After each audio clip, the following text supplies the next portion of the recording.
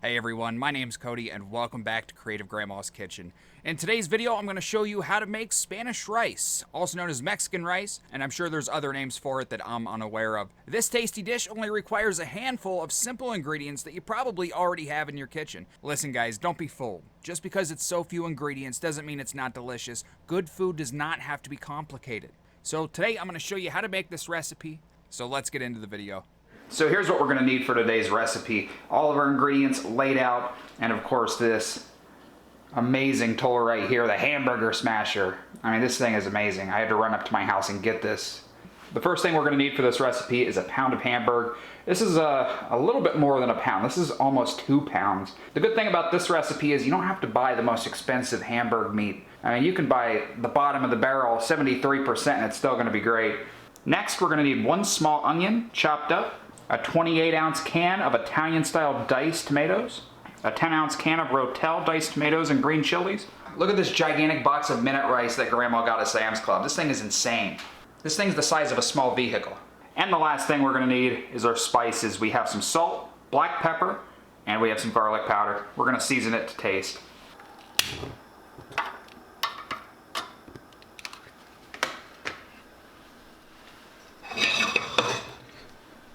Alright, so we have a large frying pan heating up on the stove here. I'm not going to put any oil in here because there's so much fat in this Hamburg, there's really no need to. So let's pop in that Hamburg.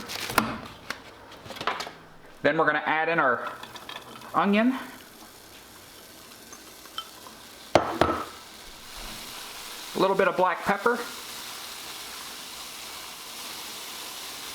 A little bit of salt. And finally, some garlic powder. I don't have exact measurements for this. I mean, just season it to taste. You don't have to season it right in the beginning like I do. You can wait until it's done to season it if you'd like. And we're just going to take our hamburger smasher and start cooking this Hamburg up. I love this hamburger smasher. This tool is amazing. It saves me so much time. I make tacos quite often and I always use this. It likes to stick to it, but once the beef starts to get brown, it doesn't stick anymore and it just chops it so nicely. Alright, so our ground beef is finished, all brown. Our onions are nice and soft. So the next thing we're going to do is add in our diced tomatoes. And we're going to leave the juice right in there. And then we're going to add our can of Ro-tel. Okay. And now I'm going to take my hamburger smasher and just start chopping those up.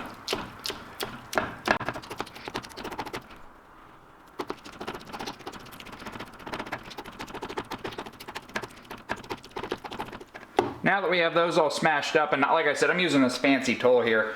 You can put this on a cutting board, take a knife, and just chop them up like that. You can put them in the blender for just a second. You don't want to, turn it into sauce, but you want a little bit of texture there, just to get little smaller pieces. I don't like big bites of tomato. Alright, so they're all chopped up now. And we're just going to let this simmer for a little while. I guess I should stir this in. This isn't looking like it normally does. Like I said, the pack of Hamburg was almost 2 pounds. I normally only use a pound. So I think I might add another can of tomatoes.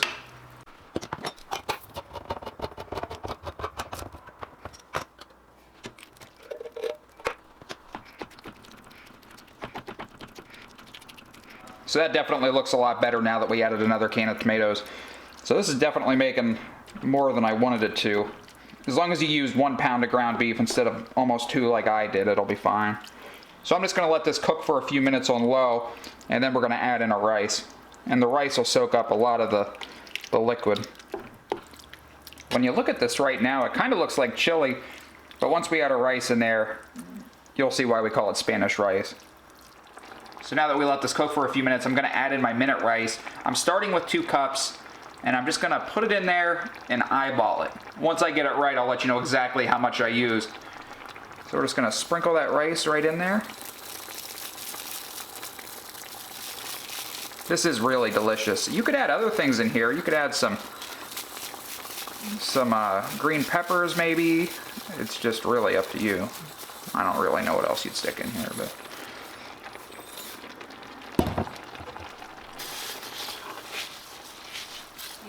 So it's a great way to use up those tomatoes left from your garden at the end of the season.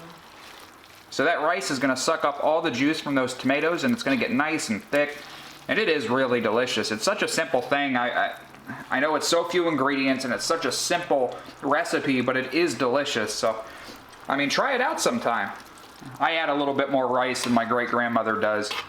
When I eat hers, it's just like eating some meat, you know? Some meat and tomatoes. I like having a little bit more rice in mine. And you can add as much or as little as you want. I think I'm going to throw in another half cup of rice. I'm making a lot, so you can definitely cut this recipe in half. I think 1 cup of rice is 2 servings. So I think this would be 5 servings, but I'm sure you could feed more than 5 people with all of this. Alright, so it looks like our Spanish rice is done. Our rice grains are soft and tender, and that's how we like it. It soaked up a lot of that juice. The meat's nice and soft from cooking, and it's so thick. And that's how it should be. Really nice and thick. Nice little pieces of tomato in there. A couple of chilies scattered throughout. And it's just, this is exactly how I like it. So let's dish up some of this, give it a taste, and see how I did. And of course I'm going to say it's delicious because I made it. Alright, so I got my little bowl here. And we're just going to scoop some of that into that bowl. Just like that. And there it is. There's the finished product. It really doesn't get any simpler than this. It's a delicious meal. I mean, if you're in a college dorm room, you can make this in a hot plate, or you can make it for your family at home. I hope you enjoyed today's recipe. Thank you so much for watching these videos and supporting our channel. I see a lot of you guys in the comments section on every video, and I appreciate that you'll watch the videos. If this is your first video, make sure you subscribe so you never miss out on any of the recipes that we post. We have a lot more videos coming soon, and this might not be for you, but maybe the next one will be. We'll see you next time.